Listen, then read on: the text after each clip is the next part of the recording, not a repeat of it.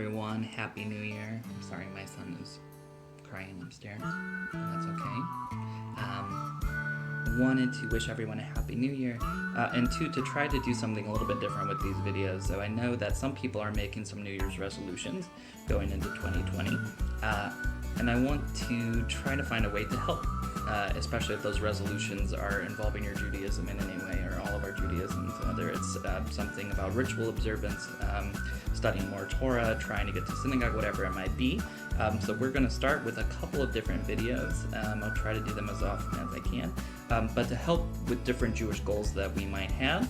And if you have any questions or specific things you'd like for me to address, send me a note and I will try to get to them as soon as I can. Sound good? Okay, so this video is for people who have decided that part of their New Year's resolution going into 2020 is to find a way to do Shabbat more at home. One of the difficult things about Shabbat is that there's some ritualized elements, some liturgical elements that can be a little intimidating, but we're going to try to go through some of them, but specifically we're going to talk about Kiddush, especially Friday night Kiddush or Kiddush, and we're going to make it as easy as possible so it's something that you can feel incredibly comfortable doing if you're hosting.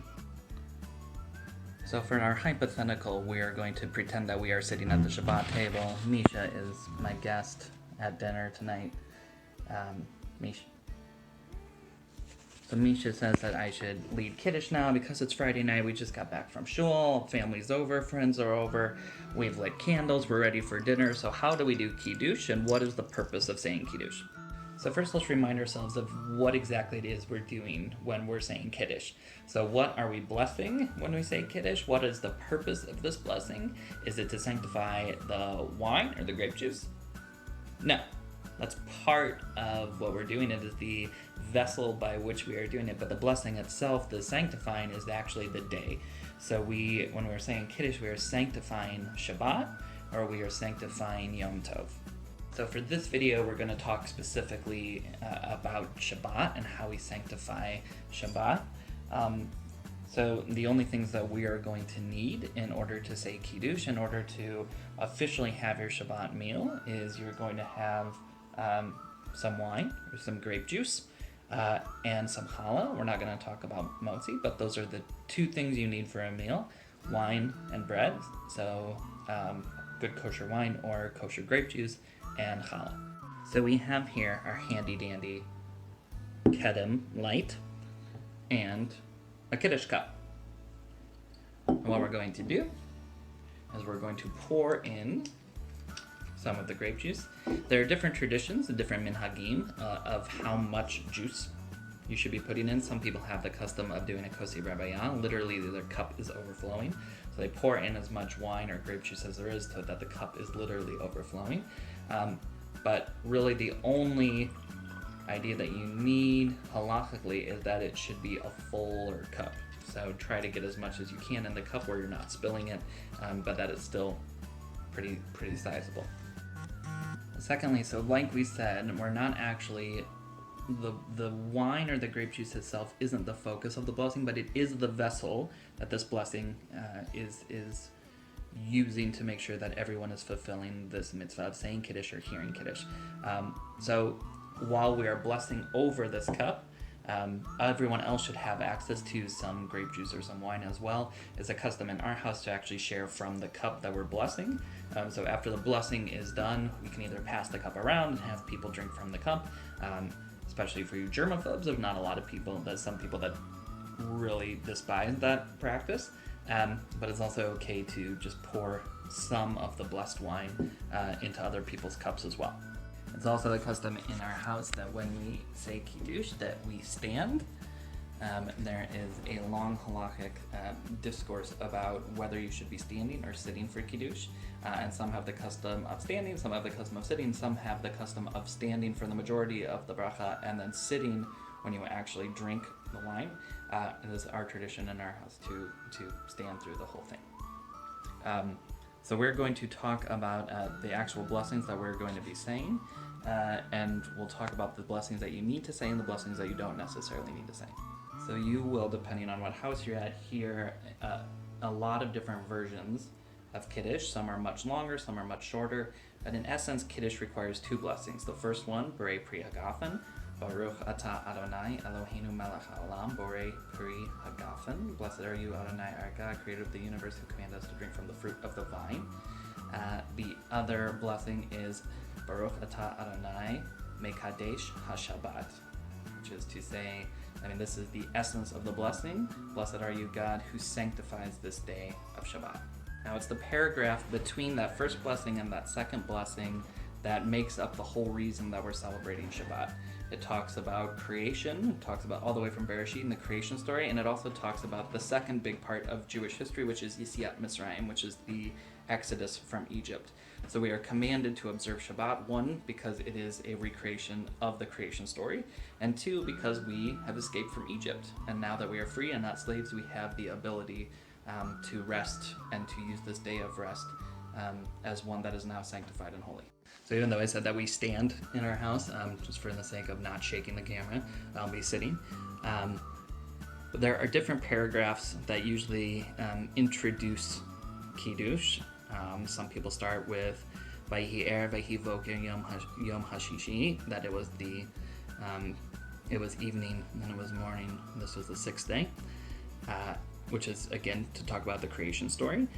Some go straight into Borei Pri Hagafen, but a reminder: the two blessings that we need are Borei Pri Hagafen and Mekadesh HaShabbat.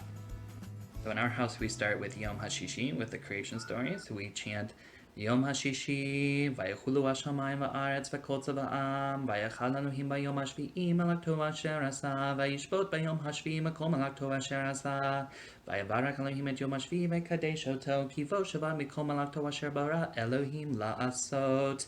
And then we say Savri Chavarai. We asked for permission to get going and to say the blessing for all of our friends, to which everyone should respond L'chaim. So when people say Savri, or Savri Rabbanan, or Savri Chavarai, everyone should say L'chaim. After we say L'chaim, we go into the essence of the bracha itself. Again, I can send text to anyone who would like the text if you want to have the Hebrew or the transliterated Hebrew in front of you. But the blessing goes, Baruch atah Adonai Eloheinu melech haolam, borei peri hagafen. Again, that's our first blessing that we need to say.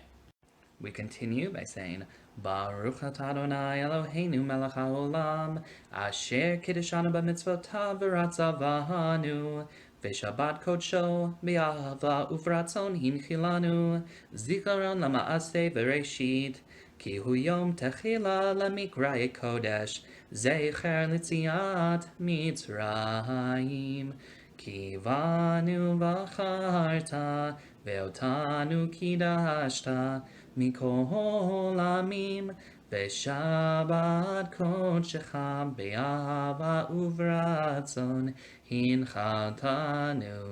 And now going into the last blessing, Baruch atah Adonai Mekadesh HaShabbat. And then everyone else will respond by saying Amen. And then just like any other blessing, since we've said the blessing, we do immediately the act or the mitzvah that we just did. So before we do anything else, before we talk to anyone else, before we maybe introduce a video on Instagram, whatever it might be, we should drink and do the mitzvah that we just said. So we just said that last blessing, and we go ahead and drink. And so again, after the person who said Kiddush blessed the grape juice and blessed Shabbat, can take the cup, either pass it around, pour a little into everyone else's glass, or just know that the people who are drinking the wine or the grape juice that's in their own cups heard Kiddush and sanctified their wine or grape juice as well. And here's one last fact that's a little interesting tidbit. When we drink wine or grape juice is good especially for kids or for people who aren't drinking alcohol, but the idea of having wine on Shabbat is that we are recreating this, it's like a wedding, that we're bringing in the Shabbos bride, the Shabbat Kala, and that anytime we're having a great moment of festivity, the rabbis said that the idea of oneg, of joy, comes from wine and meat. We can talk about how in the year 2020 now, that might not be to everyone's sensibilities, especially for vegetarians, vegans, whatever it might be. But what's important is that when you're saying Kiddush, whatever you're using, wine and grape juice, if you can, is really important, and if just for representing the simcha, for the joy of the seventh day. But the rabbis also tell us that in place of wine or grape juice on Friday night, if you for some reason couldn't get any wine or grape juice, you can actually make Kiddush. You can actually say Kiddush over your challah, over your bread for the night. It looks a little bit different, and the blessing is different, and it goes, instead of the Borei Pri Hagafen, goes into motzi, which is the blessing that you would say after the normal blessing over wine and then washing the hands. So if you want to see what that looks like, if you don't have any grape juice or wine, or just curious, let me know and I can send you a little video or a little response about what that looks like too.